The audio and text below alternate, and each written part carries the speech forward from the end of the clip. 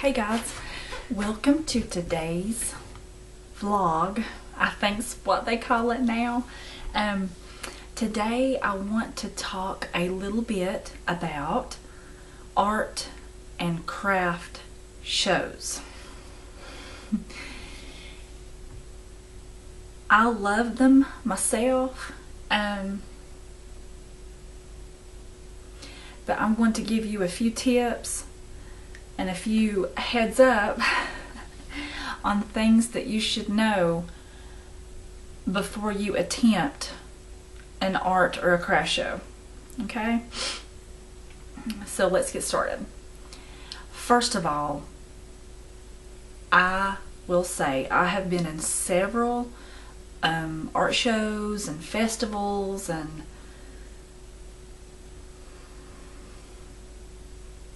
art fairs, craft fairs. I've been in several, and I will just be honest, do not let anybody kid you. I don't care if you are an artist or you are a crafter. Anytime you do arts and crafts and want to do shows or something like that, guys, it is hard work, but it's so rewarding. You know, if you are an artist or a crafter who is wanting to get exposure, festivals and fairs are the perfect way to kind of get into it.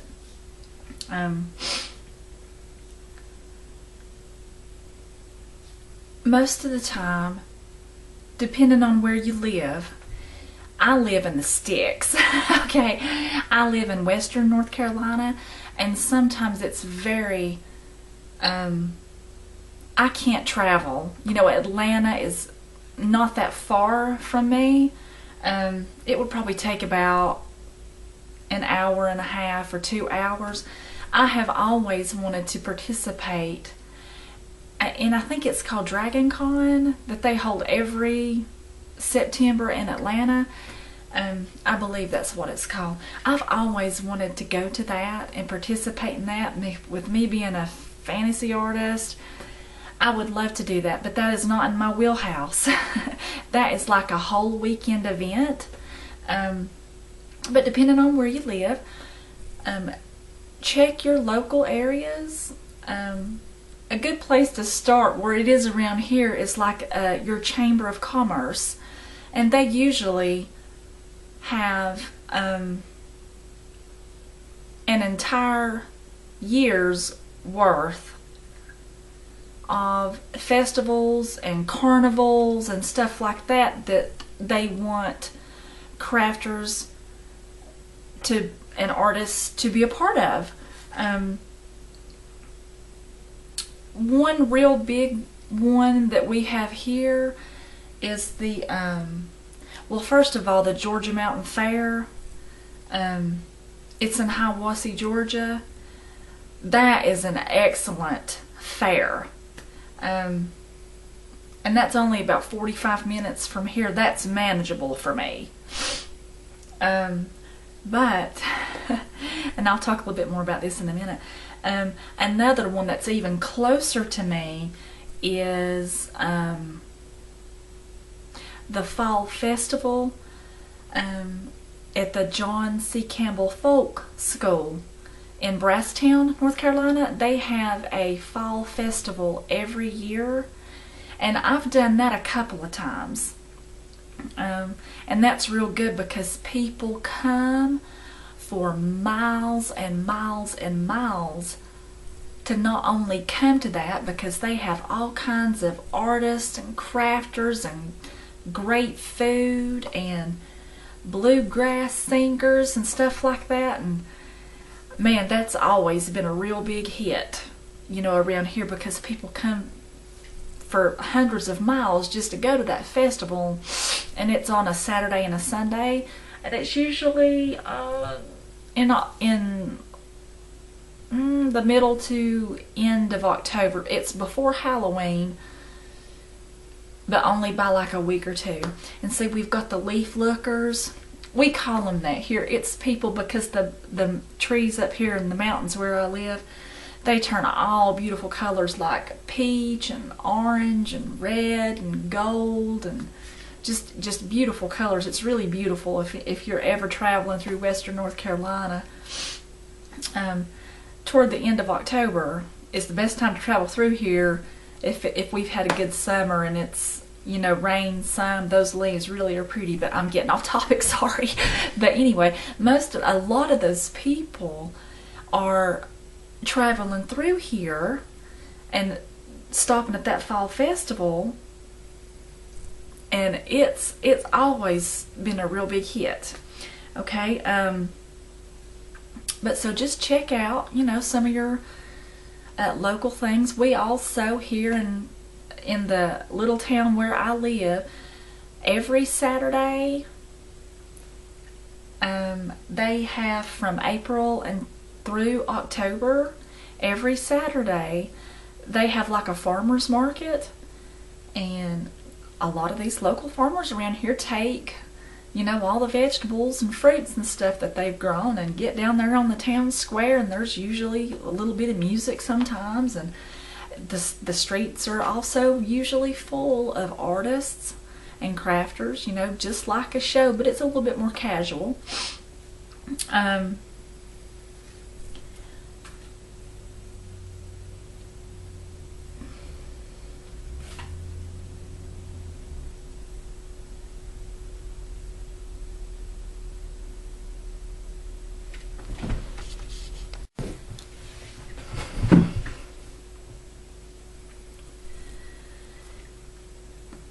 Okay, the next thing I want to talk about is inside or outside. I've done both. I prefer the outside if it's not 100 degrees and raining. And I've done a few inside shows where some of the fair has been on the inside and some has been on the out. Wherever you are, just make sure if you are on the inside, just make sure if you are on the inside and it's an inside and outside fair, make sure that you are going to have some traffic on the inside too, because I had a situation the last show I was in and I paid quite a bit of money just to be in that show, you know, for one day. And it was like they were calling for rain, and I was like, oh gosh, because I've been in a show before on the outside and it rained, and I've ruined a couple of pieces because of that. But that last show that I was in, it was half inside, half outside. Everybody, and it didn't rain. And it was more expensive to be on the inside.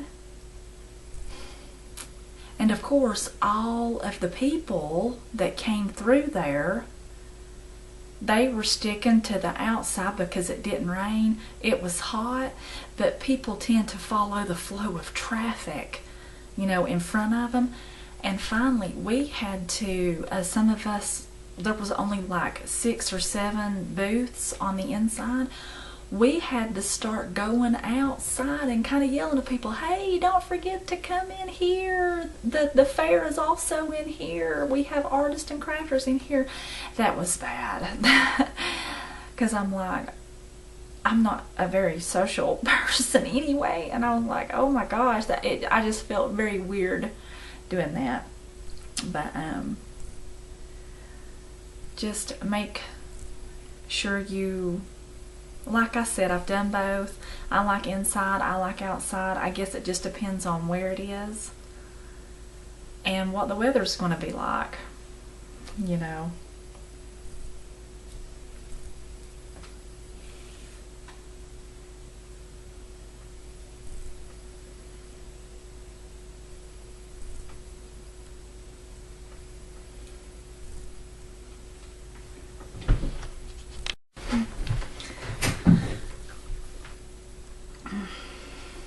Okay, another thing. I was talking about some of the shows that I had been in before. Know what it costs. Some are very expensive, some not so expensive. I've done both. And I have sold just as many items at one that only cost $10 to be in, as much as I have some that's cost $200 to be in. But stay within your budget. Take it from someone who knows. And that's really the most expensive one I've ever been in was the folk school, the fall festival that I was talking about over in Brasstown, North Carolina. It's a very good show. But it's been at least 3 years since I have been in that show. It was only 2 days, and at the last time it was $130 to be in a non-juried outside booth. And it was cold that weekend, and I was on a dirt road, and they kind of had me placed at the end of it. But sometimes people use that as an entrance. But I didn't do well that time because of where I was. So know exactly what you're getting into before you just jump into it. Because the first time I done it, I done great. I was right in the middle. I was right in the middle, and that was really good. And you heard me a minute ago say it was $130 to be in a non-juried section. You need to ask about that too. Sometimes some of these shows, before they will even let you in, they have to jury your art. In other words, judge it and look at it and make sure it's what they're looking for to be in their show. And there's nothing wrong with that. That's perfectly fine. But a lot of times the juried people have to pay a higher price. That was a minute ago when I said the $200 show.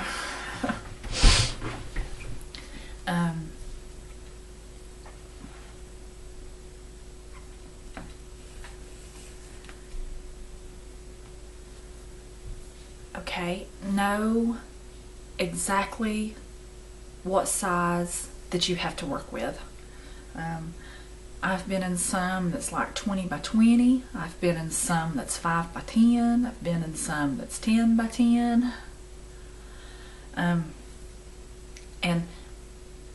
I always lay out some masking tape on my carpet at home whenever I figure out how big the booth is going to be, because you want to be able to have enough stuff to cover the area, or you don't want to have too much stuff if you've got a small area. That's where you have to pick and choose, but know exactly how big your booth is going to be.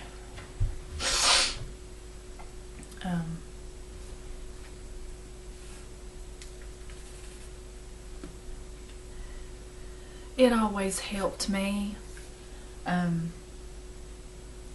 know what would sell best. I'm first and foremost a fairy fantasy cartooning artist. There is a limited audience for that. So like I got to where I would do much better when I would do art and craft shows, to kind of gear my stuff around the show. Like the theme of the show.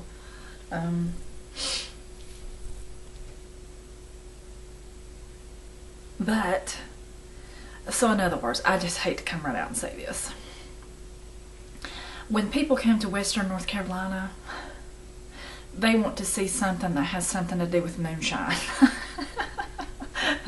So I make clay gnomes and I make them look like moonshiners, and I do cute art in my cartoon fashion of little gnomes dressed like moonshiners or dressed like hillbillies, or stuff like that.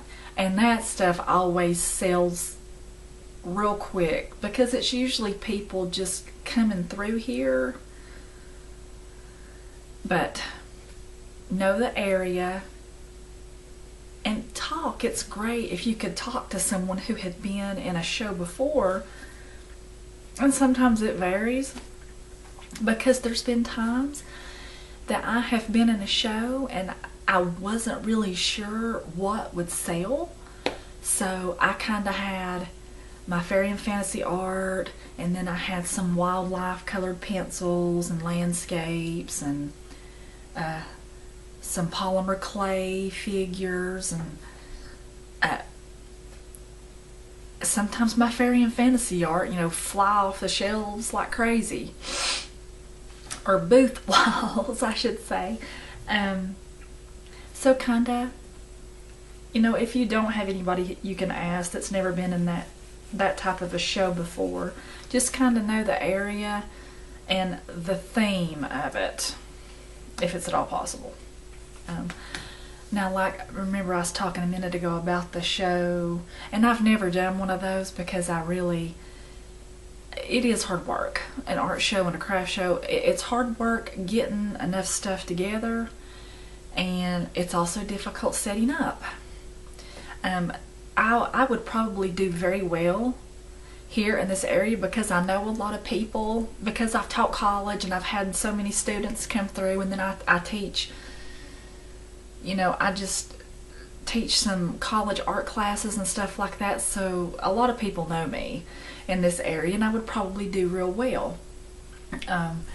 If I went to the April through October every Saturday farmers market, because it's just like $10 a day.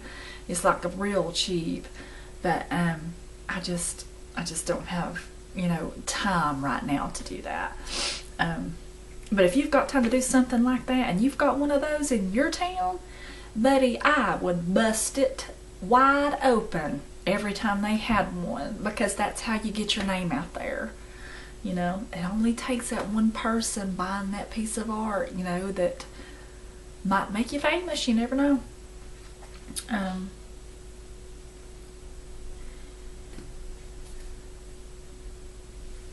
Now, like with these bigger shows,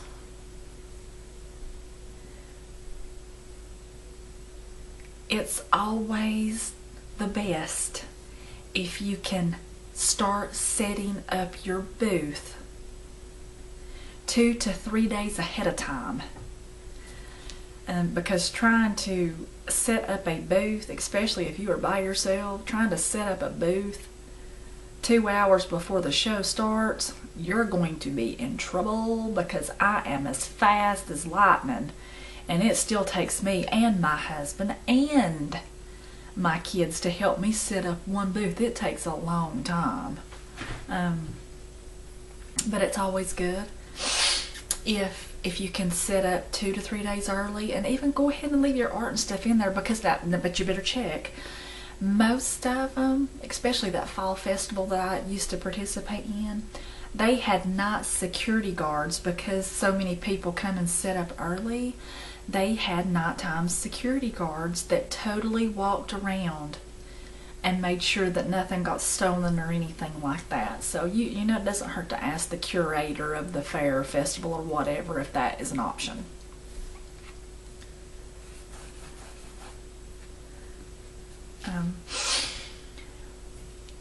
I've always had luck at art and craft fairs or festivals or whatever, if I have all different priced items. I'm not meaning $1 for this, $10 for that, $5 for this. I'm not meaning like that. have small priced items, medium priced items, and some high priced items. Don't overwhelm yourself, because if you're overwhelming yourself with all the stuff in your booth, you are definitely going to overwhelm potential customers.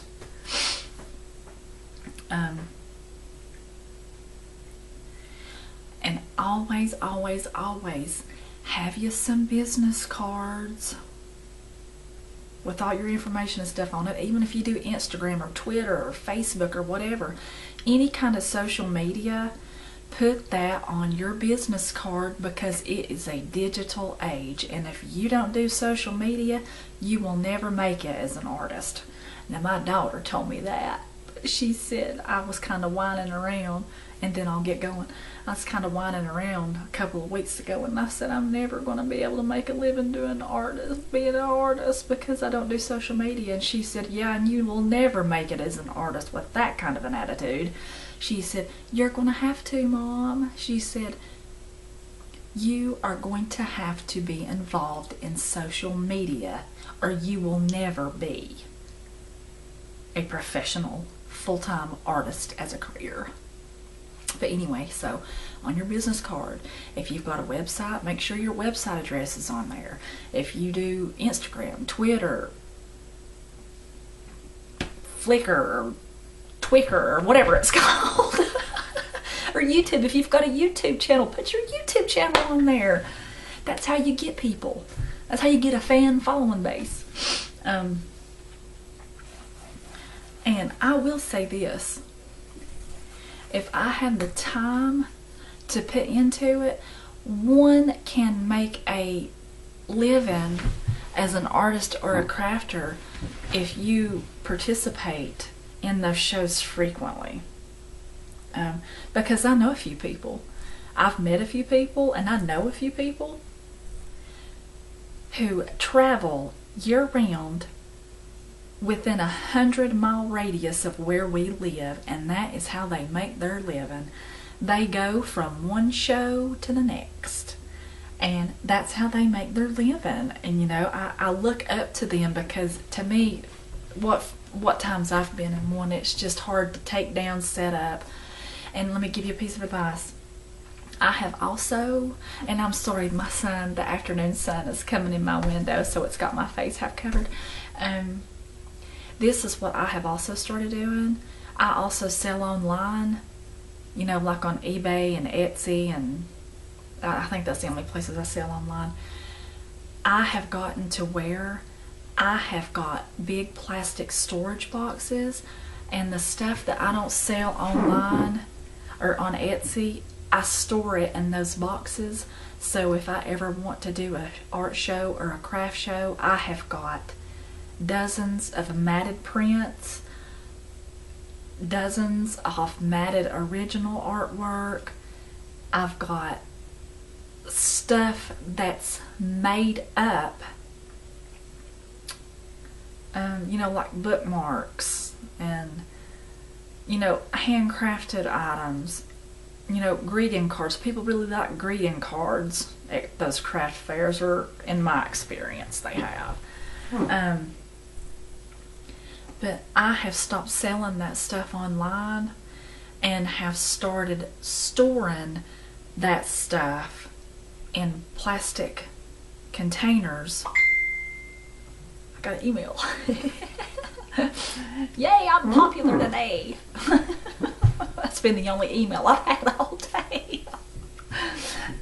But anyway, I'm talking about, you know, like, you know, just like a plastic storage container.